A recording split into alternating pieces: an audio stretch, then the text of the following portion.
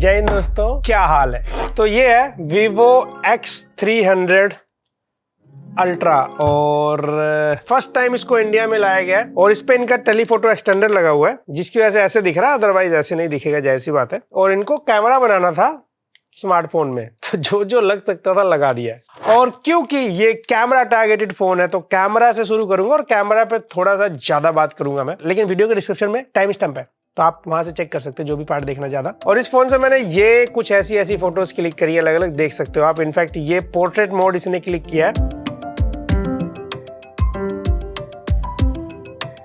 सारे सैंपल दिखाता हूं और क्यों ना मैं सोच रहा हूं कैमरे से शुरू किया जाए, क्योंकि कैमरा में यहाँ पे ना मेगापिक्सल आप देखेंगे। इनफैक्ट इसका जो मेन कैमरा है ना, ये वैसे 200 मेगापिक्सल मेन कैमरा है। फर्स्ट टाइम इन्होंने यूज किया है सेंसर, नया सेंसर है सोनी का। और जाहिर सी बात है एक्स सीरीज का फ्लैगशिप फोन है, ये भी आपका जायज कोलैबोरेशन के साथ आता है। ऑल लेंसेज यहाँ पे जो मेन कैमरा है ना, ये 35mm का है। 35mm नॉर्मली फोन में नहीं होता। आसान भाषा में जितने ज्यादा mm मतलब उतने ज्यादा जूम। जैसे ये एक कैमरा मेरे पास, इसमें 24-70 लेंस लगा हुआ है, तो ये 24mm से लेके 70mm तक जूम कर सकता है, रिक्वायरमेंट के ऊपर है। तो ये अभी 24mm पे शूट हो रहा है और जैसे मैं जूम करता रहूंगा mm बढ़ता रहेगा और अभी 70mm पे है, तो डिस्टेंस बढ़ाना पड़ेगा, बैकग्राउंड ब्लर चेंज हो जाएगा, नेचुरल ब्लर ज्यादा दिखेगा। तो ये जितने फोन आप देखते हो नॉर्मली सब में 23mm 24mm मेन कैमरा होता है, जिसे वाइड लेंस बोला जाता है।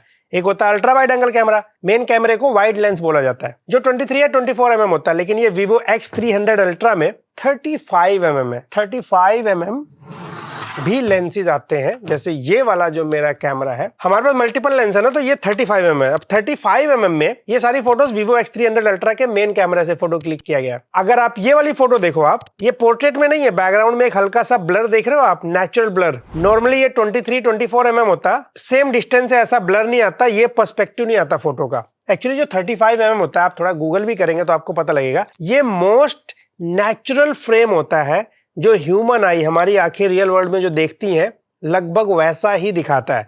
एक्चुअली जो कैमरा के लेंस होते हैं, आप अल्ट्रा वाइड फोटो क्लिक करते हो, देखते हो ना सारी चीजें ऐसे वाइड सी हो जाती हैं, लेंस डिस्टोर्शन भी होता है उसमें, जूम में सारी चीजें जूम होके बड़ी दिखती हैं। लेकिन अगर हमारे रियल वर्ल्ड इन आंखों से, मेरी तो 4 है वैसे इससे कंपेयर किया जाए तो 35mm काफी परफेक्टली हमें वही दिखाता है जो हमारी आंखें देखती हैं। नॉर्मल यूजर के लिए इतना कई बार ध्यान नहीं जाता क्या है, जैसा भी है, लेकिन ये 35mm बहुत सारे लोग इसको story telling lens, documentary lens भी बोलते हैं, क्योंकि बहुत ही एक रियल वर्ल्ड फ्रेम के साथ उसकी सिनेमेटोग्राफी की जा सकती है। ये तो था एक स्टोरी। फिर मन में आता है भाई बाकी फोन वाले क्यों नहीं यूज कर लेते ये, तो ज्यादातर फोन में आपको 23-24mm मिलेगा। वो ज्यादा वाइड फोटो भी ले सकते हैं सेम जगह पे खड़े होके बैकग्राउंड में, और 23-24mm होने की वजह से मेन कैमरा से ऐसे अपने अगर व्लॉग करते हैं तो हम ज्यादा एरिया कवर कर सकते हैं। अच्छा, मैं एक वीडियो दिखाता हूँ, इसी फोन से रिकॉर्ड की गई। अच्छा हाँ, यहाँ पे जैसे अभी मैं इसके अल्ट्रा वाइड एंगल कैमरा से, फोन मेरे हाथ में है, मैं वीडियो रिकॉर्ड कर रहा हूँ, तो काफ़ी वाइड एरिया आ रहा होगा। इनफैक्ट अगर आप लाइट बैलेंस वगैरह भी देख रहे होंगे सही कर रहा होगा।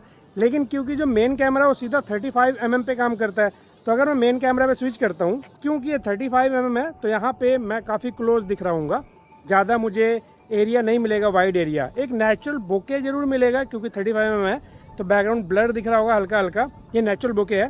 पर अगर आप इस तरीके से फ़ोन हाथ में रख के वीडियो रिकॉर्ड करना चाहते हैं तो हमें ना इसके लिए मेन कैमरा की जगह ultra wide angle camera use करना पड़ेगा। हाथ में अगर हमारे फ़ोन हो उस टाइम वीडियो रिकॉर्ड करते हुए, अगर खुद की रिकॉर्ड करनी हो, अदरवाइज किसी और पर्सन की रिकॉर्ड करनी है, फिर तो चाहे मैं अल्ट्रा वाइड यूज़ करूँ, चाहे मैं यहाँ से मेन कैमरा यूज़ करूँ, चाहे मैं 3x लेंस यूज करूं। तो इसीलिए अल्ट्रा वाइड, मेन, टेलीफोटो का अलग अलग खेल है, अलग अलग यूज है। इन्होंने 35mm मेन कैमरा शायद इसलिए सिलेक्ट किया क्योंकि ये कैमरा ही, मतलब फोन ही कैमरा टारगेटेड है, फोटोग्राफर्स टारगेटेड है, स्पेशली वीडियो वगैरह में भी इस बार ऑप्शन ज्यादा दिए गए हैं। दूसरे पर्सपेक्टिव से देखेंगे तो 35mm का ये कहानी थी। बाकी 35mm जो इसका है बाय डिफॉल्ट 12 मेगापिक्सल पे क्लिक करेगा, अभी 25 मेगापिक्सल का ऑप्शन भी है। बाकी 50 मेगापिक्सल, 200 मेगापिक्सल पे आप फोटो क्लिक कर सकते हैं। जितने ज्यादा मेगापिक्सल, डिटेल ज्यादा होंगे, लेकिन मेगापिक्सल भी ज्यादा होगा और अच्छी फोटोज आप ले सकते हैं इसके मेन कैमरा से। इनफैक्ट इसका जो अल्ट्रा वाइड एंगल कैमरा है ना, वो भी ऐसे थोड़ा सा नॉर्मली जो अल्ट्रा वाइड एंगल कैमरा होते हैं, अच्छा है, बेटर फोटोज वीडियोज दे सकता है। ये वीडियो देखा ना आपने, किस तरीके से वीडियो क्वालिटी मिलती है आपको अल्ट्रा वाइड एंगल कैमरा के साथ भी। इसका अल्ट्रा वाइड 50 मेगापिक्सल है और ये कुछ साइड बाय साइड आप main versus ultra wide angle camera की फोटो देख सकते हो। बस बाकी फोन के कंपैरिजन में यहाँ पे आपको मेन कैमरा ज्यादा जूम दिख रहा होगा क्योंकि ये 35mm है, वो चीज ध्यान रखिएगा। तो यहाँ पे डिटेल, शार्पनेस, डायनामिक रेंज वगैरह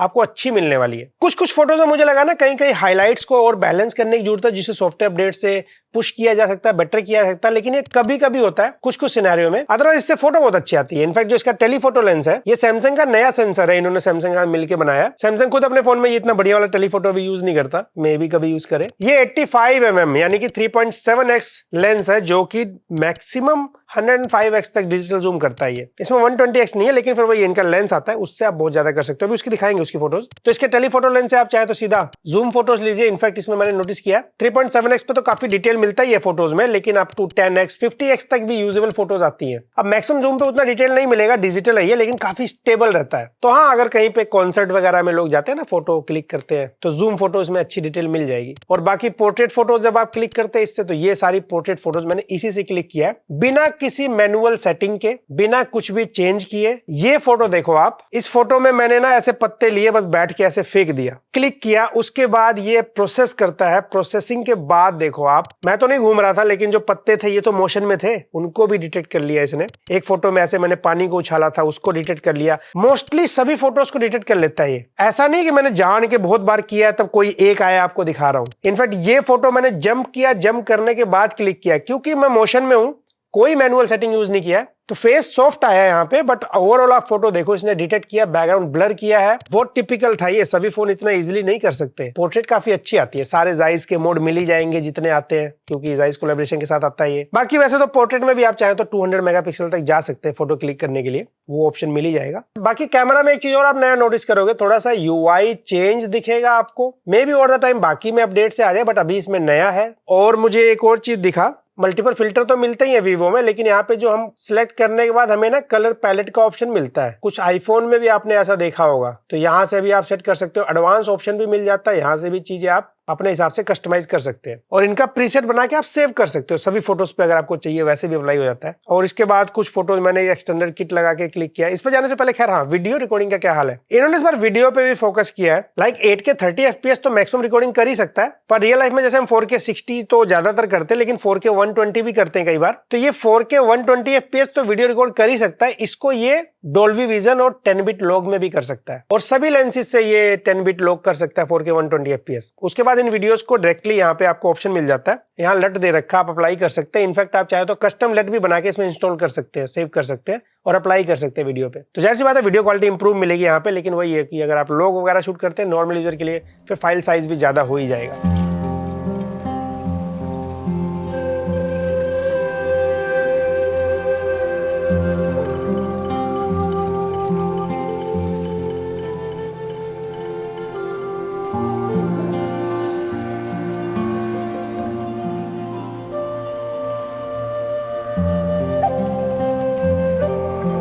ये सब ऐड कर दिया इन्होंने। इनफैक्ट इन्होंने लॉग में APV मोड भी ऐड कर दिया है। बस ये है कि अगर रिकॉर्डिंग के टाइम स्विच करना है तो 4K 60 FPS तक ये ऑप्शन मिलेगा, और 4K 120 में आपको डिसाइड करना पड़ेगा कौन से लेंस से पहले शूट करना है। और होराइजन लॉक, ये लोग वैसे होराइजन लेवलिंग स्टेबलाइजेशन बोलते हैं, इनका पहले से आता था, फिर बीच में हटा दिया गया था क्योंकि लोग उतना यूज शायद नहीं करते थे इसका। फिर इस बार देखा सैमसंग लेकर आया, तो इन्होंने कहा अरे ये तो हम पहले से देते आए थे, हम भी देंगे, फिर से वापस आ गया है। हालांकि यहाँ पे ये 1080p वीडियो रिकॉर्ड करता है। रियल लाइफ में इतना मैं भी नहीं यूज करता इसका, क्योंकि नॉर्मल मोड में आप मैक्सिमम क्वालिटी निकाल सकते हैं ना। तो ये वीडियो में ऑप्शन था। और हाँ, यहाँ पे मतलब पोर्ट्रेट वीडियो भी मिल जाएगा 4K 60 FPS तीनों लेंस में, सेल्फी में भी। और ये वैसे सेल्फी कैमरा से वीडियो रिकॉर्ड हो रहा है। 50 मेगापिक्सल हमें यहाँ पे सेल्फी कैमरा मिल जाएगा ऑटो फोकस के साथ। ऑडियो क्वालिटी भी आप जज करिए। बाकी यहाँ पे माइक के लिए अलग अलग ऑप्शन है, रिक्वायरमेंट के हिसाब से कुछ आउटपुट सेलेक्ट करने के लिए, देख सकते हो आप। और सेल्फी फोटोज इससे अच्छी आ जाती है, आना ही था, मतलब प्रो वगैरह से भी अच्छी आती है, तो यहाँ पे अच्छा आना ही है। ये तो मैंने वो बताया जो कैमरा में ऑप्शन मिलता है। बाकी जो इनका ये किट आता है, telephoto extender kit Gen 2 ultra बोला गया है, बेसिकली जनरेशन 2 है। और ये एक्सटेंडर किट काफी बड़ा सा है इस बार, क्योंकि इसके अंदर दो लेंस है, 200mm भी है, 400mm भी है। जब X300 Pro आया था तो एक ही लेंस आया था 200mm। उसके अंदर कई सारी चीजें हैं, ट्राइपॉड पे माउंट करना हो, या फिर हमें गले में टांगने के लिए लैंड टाइप मिल जाता है, हाथ में लगाना उसके लिए मिल जाता है। इनफैक्ट Vivo X300 Pro के साथ हमें बैटरी ग्रिप नहीं मिला था, वो भी आता है। यहाँ पे मल्टीपल बटन है, जैसे इससे वीडियो रिकॉर्डिंग स्टार्ट हो जाएगी, यहाँ से फोकस कर सकते हैं आप, फोटो क्लिक कर सकते हैं, इससे जूम इन जूम आउट आप सेट कर सकते हैं। ये बटन कस्टमाइजेबल है, और यहाँ से एक्सपोजर कम ज्यादा कर सकते हैं, और इन फ्यूचर ये लोग अपडेट भी दे सकते हैं इसके लिए अलग से। और ये लगाने के बाद फोन नहीं लगता, कुछ और ही लग रहा है, देख ही सकते हो आप। और हाँ, ये रियल लाइफ में कुछ फोटोज दिखाता हूं मैं। ये मेन कैमरा से क्लिक किया गया, बगल में 400 mm ये एक्सटेंडेड किट से। तो ये जाहिर सी बात है 400 mm है तो ज्यादा जूम कर सकता है, क्योंकि ऑलरेडी टेलीफोटो लेंस के ऊपर लेंस अप्लाई हो रहा है ना। तो जो 400 mm मिलता है, यहाँ पे डिटेल्स लॉस नहीं होते डिजिटल जूम में जैसे होता है। तो ये फोटोज शार्प आती हैं। तो कॉन्सर्ट, क्रिकेट स्टेडियम में कहीं फोटो क्लिक करना हो या दूर कुछ भी, मान लीजिए प्रोफेशनल लोग तो डीएसएलआर यूज करते हैं, पर जिसको फोन से ही वाइल्ड लाइफ फोटोग्राफी या दूर से ऐसा कुछ फोटोज लेनी है, वहां पे ये काम आता है। तो फोटो शार्प रहेगी और बैकग्राउंड में एक नेचुरल ब्लर बहुत अच्छा मिलता है। और इसका फायदा वीडियो में मिल जाता है, मतलब जैसे वो सामने दो लोग बोटिंग कर रहे हैं और मेन कैमरा से मैं इतना ही कैप्चर कर सकता हूँ। 3.5 mm लेंस से भी इतना ही जूम करेगा, और अगर मैं डिजिटली जूम कर दूंगा तो फिर वो डिटेल्स नहीं मिलने वाली। लेकिन अगर हम लोग इस लेंस को इस पे लगा देते हैं, यस लग गया, और यहाँ पे जाने के बाद अगर मैं इस बार यहाँ से ऑन कर देते हैं, तो ये हमारा अभी 400 mm से लेंस से शूट हो रहा है।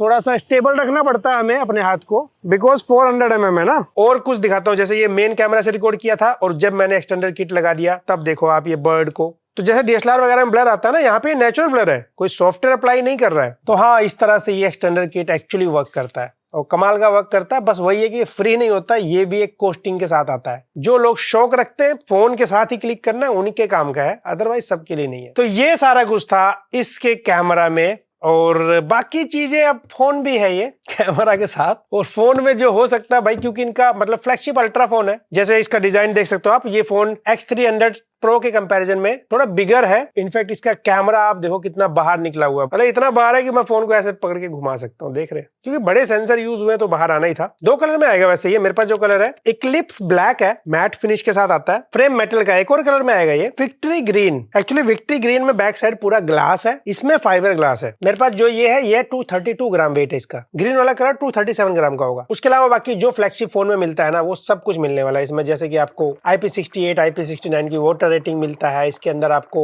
6600 mAh की एक बैटरी मिल जाएगी, साथ में 40 वोल्ट का वायरलेस चार्जिंग, साथ में up to 27 volt reverse wired charging support, और कनेक्टिविटी के सारे ऑप्शन मिलेंगे इंक्लूडिंग ई सिम वगैरह। और X300 अल्ट्रा में 6.83 इंच का डिस्प्ले है, ये 2K 144 हर्ट्ज एमोलेड डिस्प्ले है। हालांकि यूआई आपको 120 हर्ट्ज पे ही वर्क करता हुआ मिलेगा, बिकॉज उसी के लिए मोस्टली एप्स या बाकी चीजें ऑप्टिमाइज रहती हैं। और हाँ, ये काफी ब्राइट डिस्प्ले है, 10 बिट है, कलर्स वगैरह अच्छे आते हैं, HDR सपोर्ट, डोल्बी विजन, ये सब मिलने वाला। अल्ट्रासोनिक फिंगरप्रिंट स्कैनर भी है। तो ये सब कुछ था। हैप्टिक मोटर जो टाइपिंग के टाइम आता है वो भी अच्छा एक्सपीरियंस है। डुअल स्टीरियो स्पीकर है, लाउड है, और जो परफॉर्मेंस के लिए उन्होंने प्रोसेसर यूज किया है वो भी जो लेटेस्ट हो सकता था। इसमें स्नैपड्रैगन है, स्नैपड्रैगन 8 एलीट Gen 5 मिल जाएगा, LPDDR5X रैम और UFS 4.1 स्टोरेज के साथ। कैमरा ही नहीं, उसके साथ जो बाकी हार्डवेयर हो सकता था वो सब कुछ इसके अंदर दिया गया। एंड्रॉइड 16 के साथ ही आएगा, जाहिर सी बात है। ओरिजिन OS 6 के साथ आएगा, सारे ओरिजिन OS के फीचर्स भी मिल जाएंगे, इंक्लूडिंग जितने इनके AI फीचर्स आते हैं वो सारे मिलेंगे। वैसे मैं लिस्ट मेंशन कर दूंगा यहाँ पे। तो बढ़िया परफॉर्मेंस वगैरह मिल जाएगा इसके साथ। बाकी वीवो का फ्लैगशिप फोन है, तो मतलब वीवो कुछ ही ब्रांड है जो अपने डब्बे में सब कुछ दे रहे हैं। ये लोग बजट हो चाहे महंगा फोन देते ही है, तो यहाँ भी सब कुछ दिया हुआ है, चाहे बैक कवर हो, 90 वोल्ट का फास्ट चार्जर है। और इंडिया में ये फोन एक ही वेरिएंट में आएगा, 16 GB रैम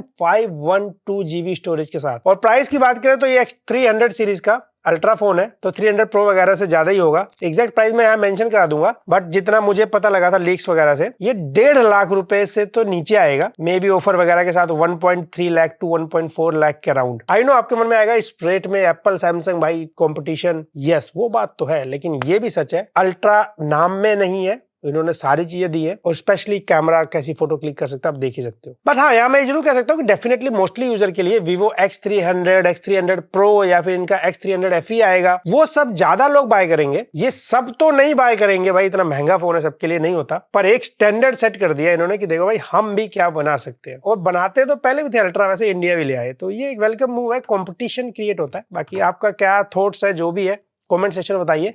वीडियो पसंद आया तो लाइक से सब्सक्राइब करिए। मैं मिलता हूं आपसे अगली वीडियो में।